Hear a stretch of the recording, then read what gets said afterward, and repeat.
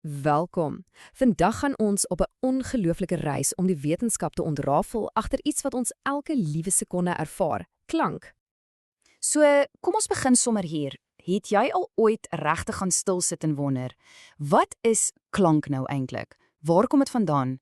Dis hierdie onsigbare krag wat ons hele wêreld vorm. Kyk, om klank regtig te snap, moet ons heel by die begin begin. En dit alles begin met een enkele kragtige konsep: energie. En die hoofkarakter aan ons storie is die vibrasie. Ja, daai klein, vinnige heen en weer beweging is letterlik die beginpunt van alles wat jy hoor. Van die sagste fluistering tot die hardste rockkonsert. Alles begin met 'n vibrasie. Musiekinstrumente is eintlik die perfekte voorbeeld hiervan. Dis 'n eenvoudige stelsel. Jy sit energie in, sê nou jy pluk 'n gitaarsnaar of slaan 'n drom, daai energie laat die instrument vibreer en voilà, die vibrasie skep klankenergie wat ons ore kan optel. So, ons held, die vibrasie. Dit kan op allerlei maniere gebore word. En dis presies hoekom ons instrumente in verskillende families of groepe indeel. En dis nogal fascinerend, nê? Elke liewe instrument, of dit nou 'n tradisionele Afrika mbira is of 'n klassieke viool, dit val in een van hierdie 3 hoofgroepe. Alles hang net af van hoe jy daai heel eerste kritiese vibrasie aan die gang kry. Slaan jy hom, tokkel jy hom of blaas jy in hom? OK, so ons vibrasie is geskep. Fantasties. Maar hoe kom daai klank nou van, sê maar, die gitaar hier oorkant die kamer tot by jou ore? Dis mos nie magie nie, of hoe? Wel, die beste manier om hieroor te dink is om 'n klippie in stil water te gooi. Sien jy daai rimpels wat uitsprei?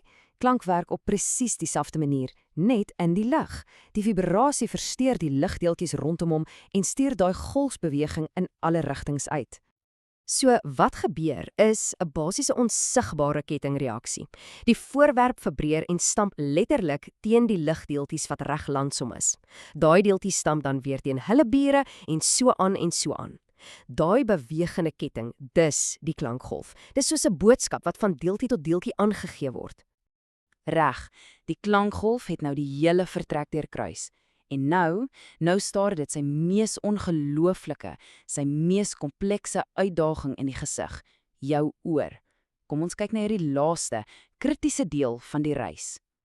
En hier gebeur iets werklik verstommends. Dis 'n pure meganiese proses.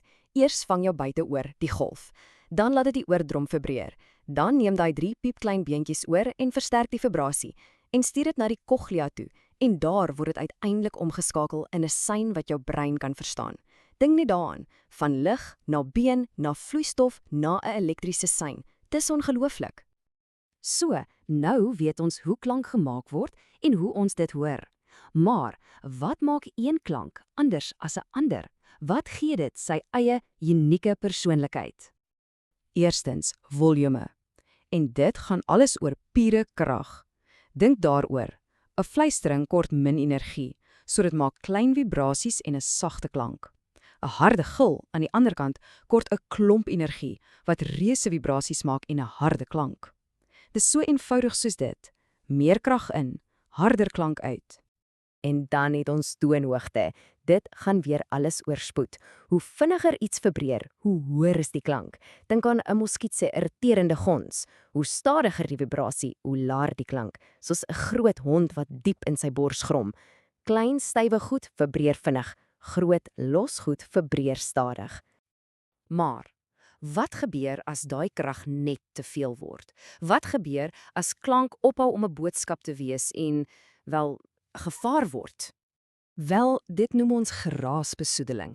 En om die krag of die intensiteit van hierdie klanke te meet, gebruik ons 'n eenheid wat jy seker al van gehoor het, die desibel.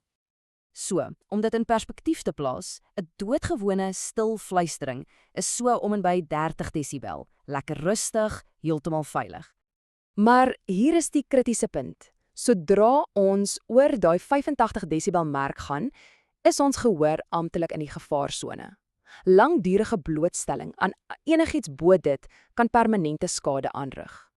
En dan kry jy klanke soos ambulanssirene.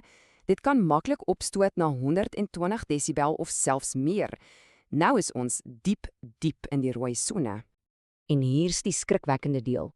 As 'n klank eers bo 130 desibelle is, het jy nie eens lank nodig om daaraan blootgestel te wees nie. Die skade kan onmiddellik wees en permanent. En dit is presies hoekom dit so belangrik is om jou ore te beskerm. Dink aan hoe hard jy na musiek luister met oorfone. Dis nie net 'n goeie idee om dit sagter te stel nie, dis absoluut noodsaaklik as jy jou gehoor vir die res van jou lewe wil behou. So, daar het jy dit, van 'n eenvoudige, onsigbare vibrasie deur die lig, deur die komplekse meganika van jou oor, tot 'n boodskap in jou brein. Dis die ongelooflike reis van klank. My vraag aan jou is, nou dat jy weet hoe dit alles werk, sal jy ooit weer op presies dieselfde manier na die wêreld om jou luister?